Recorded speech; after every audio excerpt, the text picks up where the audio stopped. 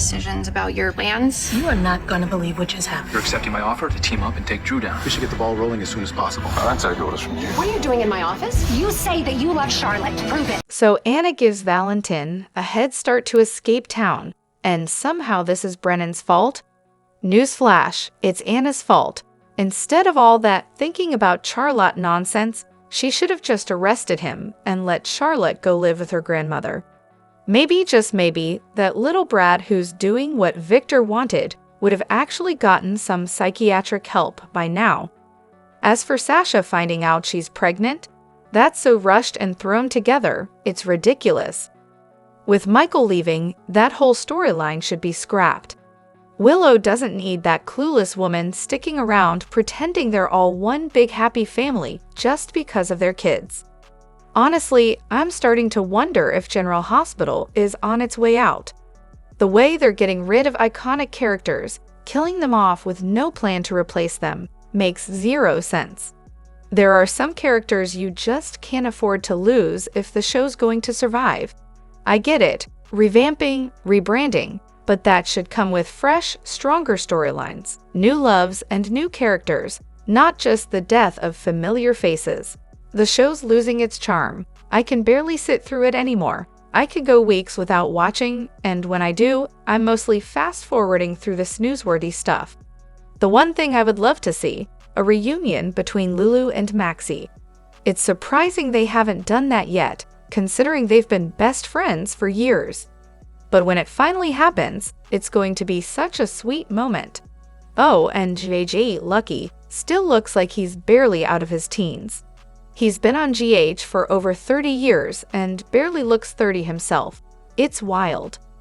Hello everyone, welcome back to my channel, Messy Syrup. It's me, Abby, here. I hope everyone is having a wonderful day. Keep watching, so let's dive into today's video. Well, Lulu visiting Nina before Maxie and Lulu reconnecting after all this time. Bold choice, to say the least. But let's break it down, shall we? Jason tells Anna to keep Carly out of the loop. And what does Anna do? She completely ignores him and gets Carly involved in a job that, frankly, she could have handled herself. At least Brennan had the decency to call Valentin and clue him in on Lulu's situation. But Anna? When Carly asked who was behind sending Valentin and Charlotte away, Anna let Carly believe it was all Brennan's doing. Classic misdirection. Let's not forget who really kicked this whole mess off, though. Now, maybe it's just me, but I'm still scratching my head about how Charlotte even came to be. I only remember her being with Valentin, and the whole parental rights drama between Lulu and Valentin.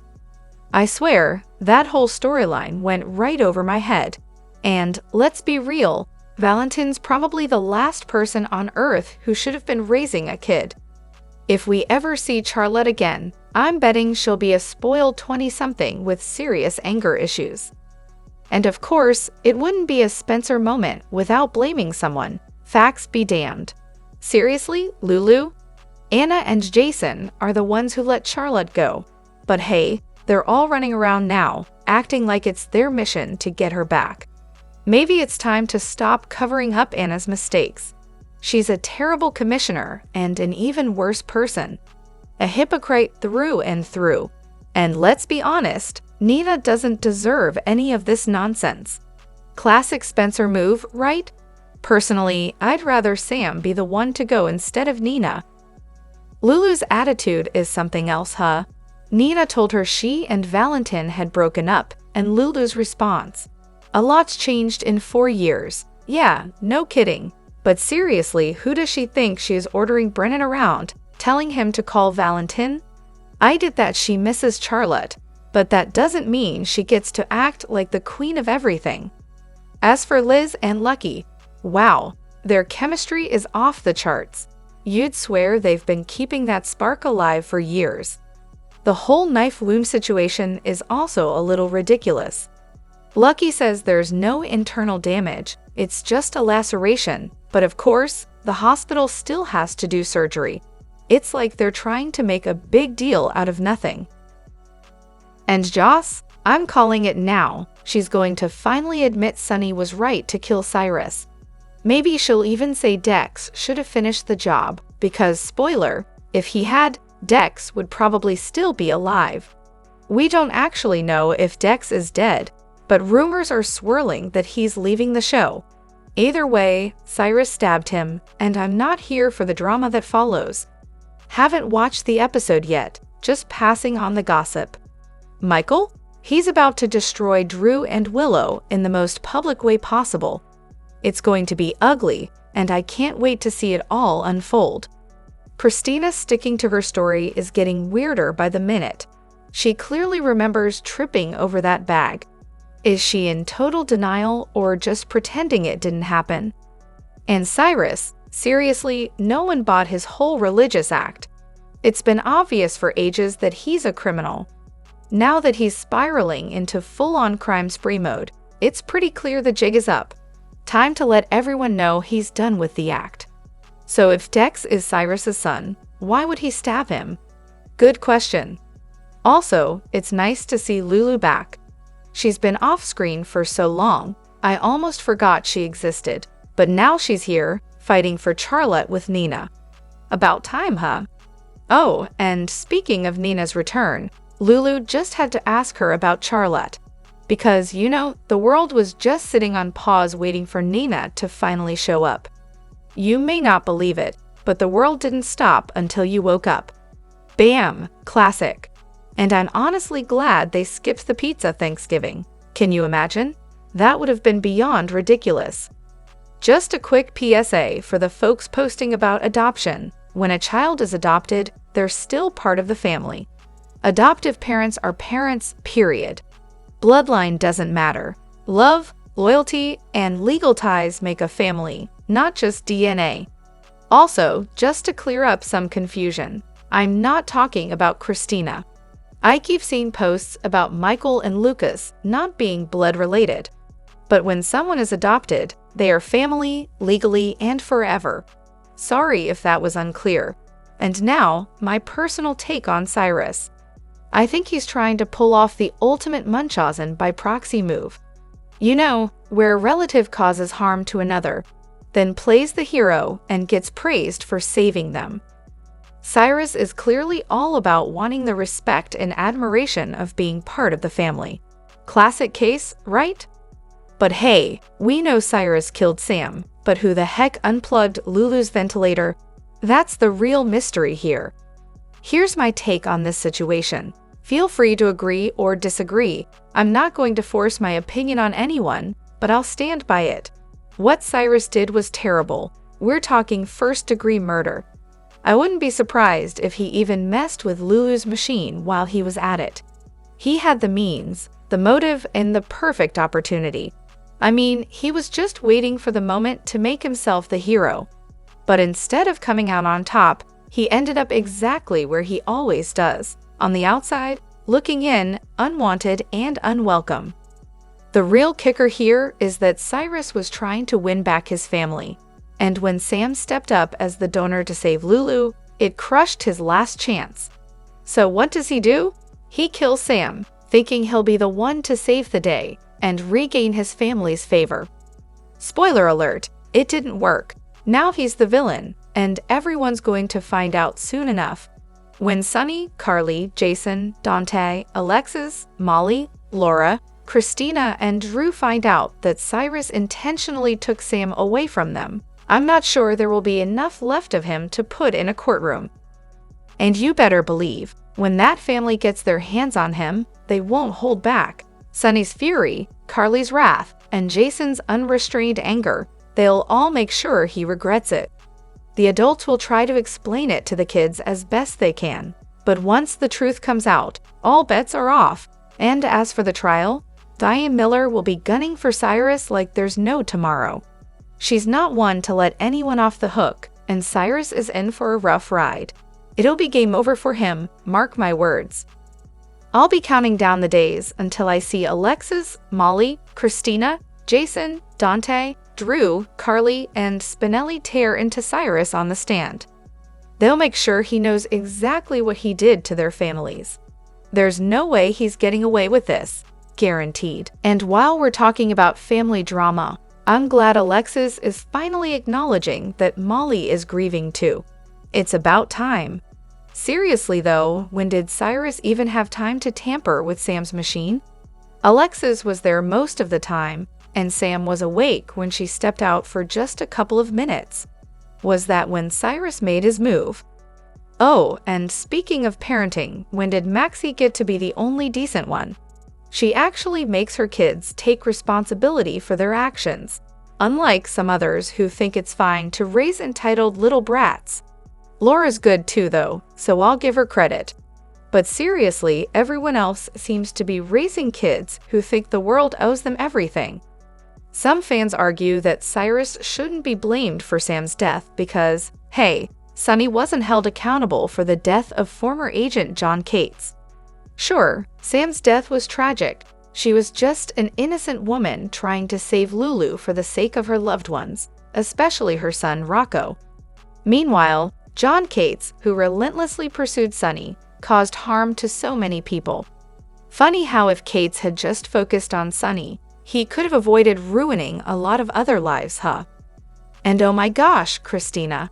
Seriously, you're the most selfish person ever. Molly is way better, considering she's moving out to avoid putting their mom in the middle. But no, not you. You're the type to cry if your mom picks a side. You're just asking for everything that's coming to you, and honestly, I can't stand her. The writers have absolutely butchered this whole domestic partner/surrogate mess. It's a total train wreck. At this point, how about both sisters just leave town to make things less painful for everyone? On a brighter note, even though it's been ages since Lucky and Elizabeth worked together, their chemistry is still effortless.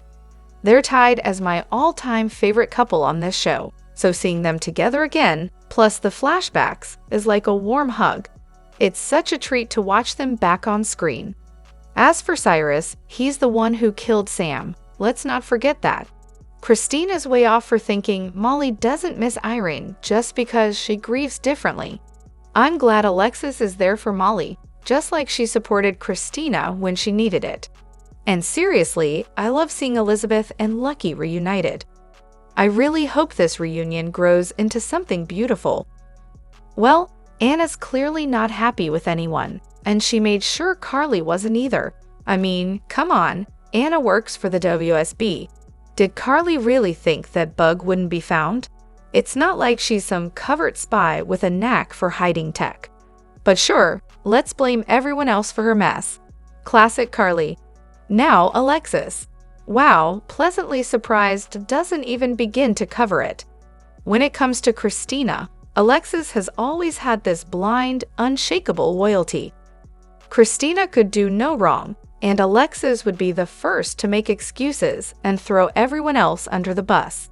But when it came to Molly, Alexis actually showed some support. Not just a little either. She was full on, I've got your back mode. She told Molly it was her problem to deal with Christina's issues, which honestly was a first. She even went so far as to say Molly could meet Christina somewhere else if things got too tense. I mean, wow. Alexis actually thinking about someone other than Christina? Who saw that coming? But, and this is a big but, I'm still waiting to see if Alexis actually follows through on all that. Knowing her, she's great at offering empty support, but then, crickets. One thing that definitely caught my attention though, Alexis didn't exactly weigh in on whether she thought Ava pushed Christina out the window. She made it clear she thought the verdict was right based on the evidence, but she didn't offer any personal opinion. Interesting. Maybe she's finally starting to think Christina's version of events might not be the gospel truth. Alexis is pretty logical after all. I wouldn't be surprised if she's had a moment of doubt. Christina was so sure about Ava pushing her, though, that Alexis might be starting to question it. But she's not about to say that out loud. Christina would lose it, and Alexis knows it. Ah, great, another day of this unbearable S/L. I can't deal with one more second of Trina whining about the football player. Honestly, I'd rather watch Christina endlessly gush about Adela calling her my baby nonstop, then endure another minute of Trina and Portia complaining about absolutely everything. It's like their entire purpose on screen now is just to moan about whatever drama they're caught up in. Oh, look who's back, Martin. Honestly, I just loved seeing him today, especially his over-the-top excitement about Lulu finally waking up. His interaction with Laura, chef's kiss, pure gold. So why can't we get more of this? Why isn't he on screen constantly? Someone please pair him up with someone. I mean, who do you think would be a good match for him? But definitely not Lucy or Natalia. Let's not go there. I like him too much to see him end up with Nina or Eva. How about Tracy or Alexis? There's potential there, right? I'm all for Martin getting a little romance, just not with Lucy, Natalia, or Anna. How about Jordan? She's available, and honestly, Martin could use someone as smart as her. Plus, doesn't he have a delightful past with ex-wives and some very generous alimony payments? Sounds like a perfect match, if you ask me. By the way, I used to watch the actor back when he was on either AMC or Y&R. Definitely one of my favorites. So, Lulu's job ideas. Because, she definitely hasn't been through enough already, right? Honestly, I think Lulu has always had a soft spot for animals. Remember when she fostered that dog as a kid? So why not go back to school to be a vet or a vet tech? I mean, who wouldn't want to spend their days covered in fur and bodily fluids? Sounds like a dream job. Or on the other hand, she's got that business license she earned when she ran the Haunted Star. So maybe she could start her own little business again. She did it once, after all, and we all know she loves a good challenge, especially if it involves managing a place where ghosts might actually be the least of her problems. But then, there's the Brooklyn factor. If Lulu starts her own business again, you can bet Brooklyn will be there, ready to throw down. And you know how that goes. Brooklyn starts some drama, and suddenly Maxie's stuck in the middle. As much as I love the Maxie/Lulu friendship, I'm not sure I'm up for watching them duke it out like that. Honestly, Lulu probably needs a break months, even to get her life back on track. With her family around, finances aren't a huge worry for her, at least for now. Plus, she always loved investigative reporting, so maybe she could go back to that. I mean, chasing down scandals sounds way less chaotic than dealing with the Brooklyn Lulu meltdown. Drop your thoughts in the comment section below. Do you agree or disagree? Don't forget to like, subscribe, and hit the notification bell for more updates. Your opinions matter, and I will see you in the next video. Thank you.